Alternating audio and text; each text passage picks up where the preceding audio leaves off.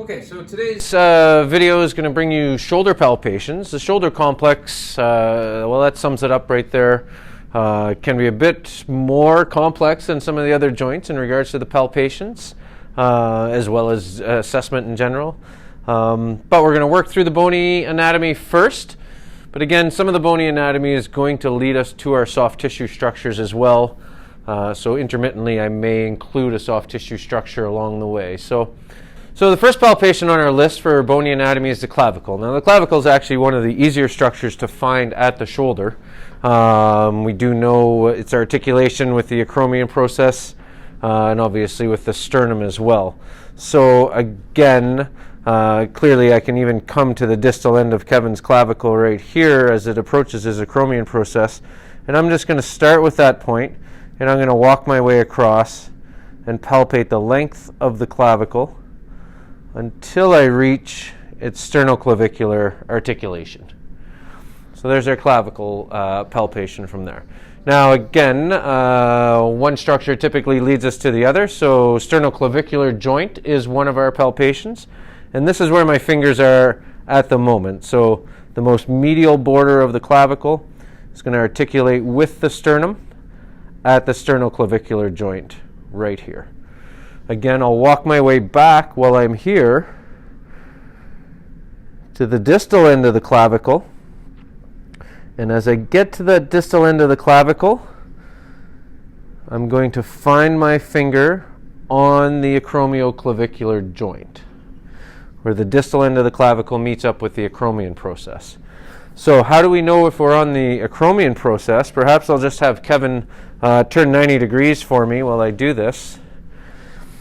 Again, one structure leading us to the other. If I'm looking at the scapula as a whole, this being the inferior angle of the scapula, I'm going to walk along the medial border of the scapula. And at this point, I'm going to find this bony ridge that comes across the scapula. And that's known as the spine of the scapula. If I follow that spine and continue to follow that bony anatomy, that will lead me to the acromion process of the scapula. Again, that acromion process is going to meet up with the distal end of the clavicle to form the acromioclavicular joint. And I'll ask Kevin to turn 90 degrees one more time. Perfect. Another bony landmark and palpation on our list is the first rib. And the first rib can be very challenging to palpate and can be quite uncomfortable to palpate as well. So there's a couple of ways to look to find this, but I'll essentially come to the superior border of the traps, just in line with the musculature of the neck on Kevin. And from this point, I'm just going to walk my way anteriorly as I drop off the traps, and I'm going to put some downward pressure. And it's probably somewhat uncomfortable for him at this point in time, but this bony landmark is going to be our first rib. And keep in mind, the first rib is very interesting how it's extremely short and tight in its curve, as it actually comes from beneath the clavicle and then surfaces and comes up above as it articulates with the thoracic vertebrae number 1. So the first rib, again, coming off the trap line in line with the neck. I'm just going to walk anteriorly and then apply some inferior pressure onto the first rib. Another bony landmark in regards to our palpations at the shoulder is the coracoid process. So again, sometimes a challenging one to find. I'm going to come back to my clavicle palpation. I'm going to work from Kevin's SC joint. I'm going to walk distally along the clavicle. As I find that distal end of the clavicle, I'm going to come back just a couple of centimeters, and then I'm going to come inferior to that. My finger right now is on his coracoid process. So again, distal end of the clavicle. I'm going to come back medially, just a couple of centimeters, walk inferiorly to that, and I'm right on his coracoid process now. And another palpation at the shoulder that we have is the humeral head. Now the humeral head's quite challenging to palpate given the anatomy and the structure around the shoulder. But with my finger on his coracoid process, I'm now going to come lateral to that. And that's about as close as I believe I can get to the humeral head in regards to a surface palpation anyhow. So again, towards the distal end of the clavicle, a couple of centimeters back, inferior to that, I'll find the coracoid process, lateral to that, I'll get at the humeral head. Next palpation on our list is going to be the bicipital groove. So obviously that's the groove, also known as the intertubercular sulcus, so between the greater tubercle and the lesser tubercle of the humerus, where our long head of our bicep will travel through that groove. So I'll follow the spine of the scapula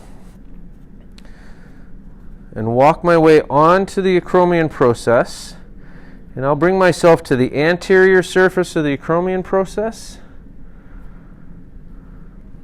Basically get on the anterior lateral edge of the acromion process. Now as I walk my way onto the humerus, I should be on the greater tubercle, and I'm going to externally rotate Kevin a little bit, and my finger dips off into the sulcus right here.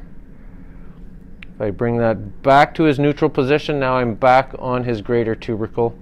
Externally rotate slightly, now I'm into the intertubercular sulcus, otherwise known as the bicipital groove. So the last bony palpation is the deltoid tuberosity. Now in your lab manual it's actually on the wrong side of the list and it's on your soft tissue structures. But as we know, the deltoid tuberosity is that bony protuberance of the humerus where the deltoid muscle, anterior, middle, and posterior deltoid fibers converge and attach onto the humerus. So we're going to actually come off of, I'll go back, spine of the scapula. Again, I'll walk my way onto the acromion process. Now I'm just going to walk inferior to that and walk my way across his deltoid. And it's actually typically a bit more distal than people will expect. And it tends to be a bit of an uncomfortable palpation. And there it is right there. So there's that bony ridge along the lateral part of the humerus where the deltoid attaches. Right here. So again, now we'll fall into our soft tissue structures. Deltoid musculature, we're not going to have you differentiate, but obviously this is going to be his deltoid muscle. Trapezius, upper fibers of his traps are clear. It's actually slightly more toned on his left side than his right if we have a look at Kevin in this position. But again, quite easy to find that upper fiber trapezius muscle belly.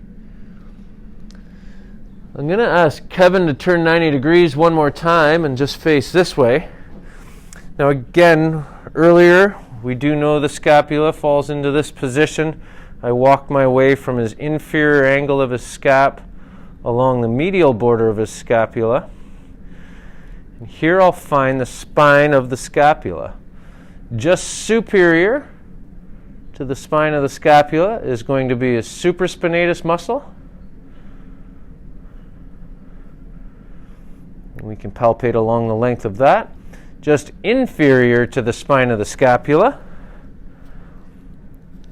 is where we're going to find the infraspinatus muscle. And we can palpate along the length of that as it approaches the shoulder as well. And lastly, the bicep tendon. So I'll have Kevin turn 90 degrees one more time. So we found the bicipital groove earlier. We'll do that one more time. So I'm going to walk along the spine of the scapula, coming on to the acromion process as the spine of the scapula will just turn into the acromion process. That anterior lateral corner of the acromion process, I'm going to walk onto his humerus. I'll be on the greater tubercle. As I rotate out, I'm in the bicipital groove, and in the bicipital groove is where we will find the long head of the bicep tendon. And those are your palpations for the shoulder.